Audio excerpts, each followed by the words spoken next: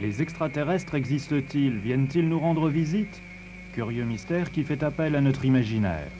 En tout cas, pour une fois, on peut sérieusement se demander s'ils n'ont pas laissé une trace.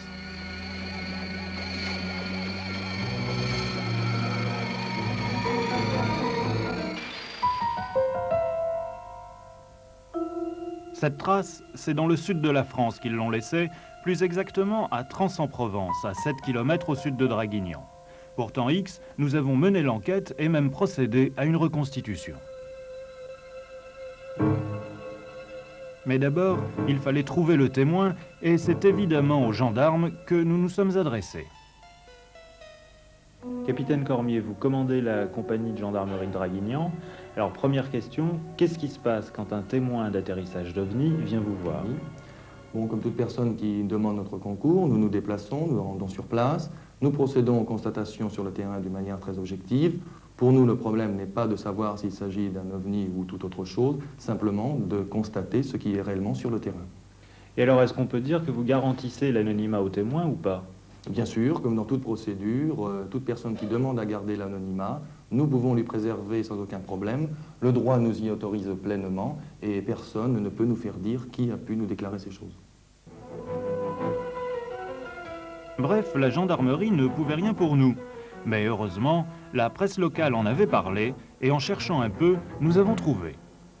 Alors voilà, nous sommes sur les lieux de l'atterrissage qui s'est produit ici même, le 8 janvier 1981, dans ce petit bout de terrain situé dans le Var, en France. Alors, nous avons pu reconstituer l'enquête. Cette enquête, nous avons fait comment? Nous nous sommes procuré le rapport qui est du domaine public, un rapport du GEPAN, le groupement d'études des phénomènes aériens non identifiés. Ce rapport, c'est Analyse d'une trace, c'est le numéro 16.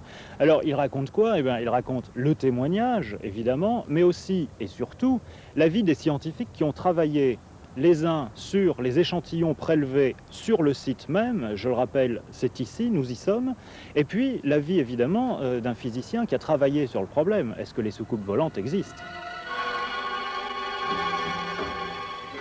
Remontons donc un peu dans le temps. Nous sommes dans le Var, le 8 janvier 1981. À 17 h, le témoin, Renato Nicolai, est en train de construire un petit abri pour sa pompe à eau. Soudain, un bruit curieux attire son attention. C'est un engin de forme discoïdale qui apparaît au-dessus d'un pin et vient se poser dans son jardin. Pour nous, après avoir longtemps hésité, Renato Nicolai a bien voulu revivre la scène, aller de l'abri aujourd'hui terminé à son cabanon et nous montrer comment il a pu regarder l'engin d'où il était.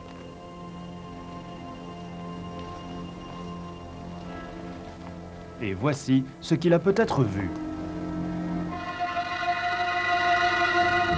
Par rapport à la machine volante, il était là.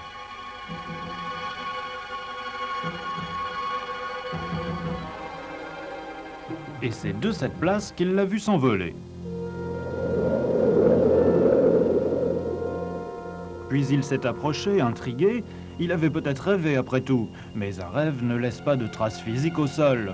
Or là, il y en avait une et de taille, 2,50 m de diamètre. Une trace qui, sur les instances des gendarmes et du GEPAN, devait être analysée un mois plus tard. Or, malgré la pluie et le temps passé, elle devait réserver bien des surprises à l'équipe du docteur Bougnas, directeur du laboratoire de biochimie de l'INRA, l'Institut national de recherches agronomiques. Nous sommes donc allés le voir en Avignon. Alors, docteur Bougnas, quels sont les résultats des analyses que vous avez entreprises? Eh bien, nous sommes aperçus que la composition variait dans la cellule végétale entre les échantillons situés au voisinage immédiat, voire même au centre de la trace du phénomène, et des distances de plus en plus éloignées. Nous avons trouvé des écarts considérables entre les concentrations en certains pigments photosynthétiques, dont les chlorophylles et les caroténoïdes, et puis en d'autres substances biochimiques qui s'apparentent au sucre, ce qu'on appelle les glucides ou aux acides aminés. Donc des différences allant quelquefois dans un rapport de 1 à 10, ce qui montre bien qu'il y a eu une sorte de traumatisme biochimique. Bon, mais vous avez trouvé aussi quelque chose de plus curieux sur les jeunes pousses. Ah oui, alors là, en effet, en analysant des témoins, donc des plantes non exposées situées à une distance assez éloignée du phénomène, et en comparant des jeunes feuilles, celles que nous avons analysées au voisinage de la trace, et des feuilles plus âgées, dans certains cas, on peut interpréter une partie seulement des résultats obtenus comme un symptôme de vieillissement anormal de jeunes feuilles.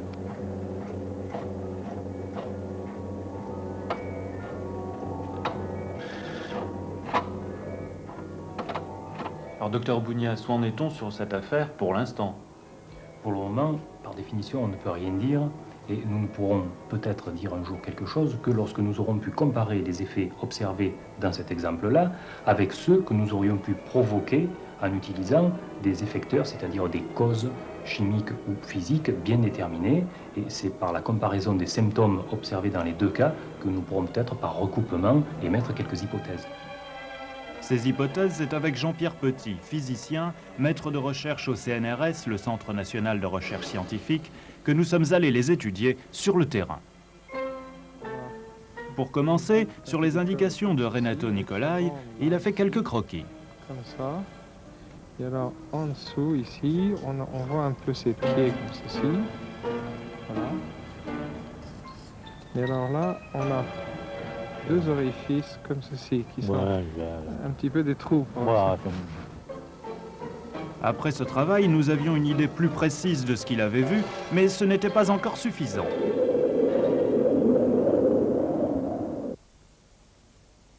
Nous avons donc fait réaliser une maquette par les élèves des Beaux-Arts d'Aix-en-Provence et nous l'avons apportée sur les lieux. Alors cette maquette n'est pas tout à fait conforme, hein. C'est Non, pas tout ça à fait non. ça.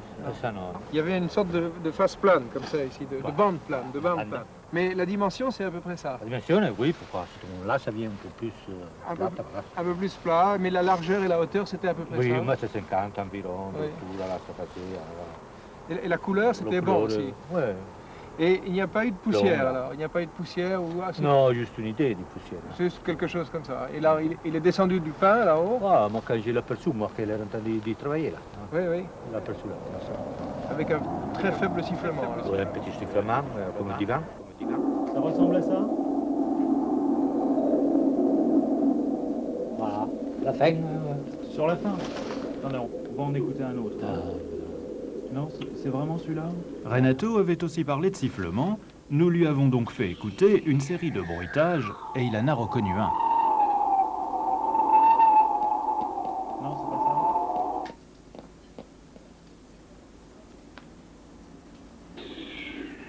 C'était très bref? Non, ça va celui-là qui était avant. C'est vraiment celui qui était avant? Bon.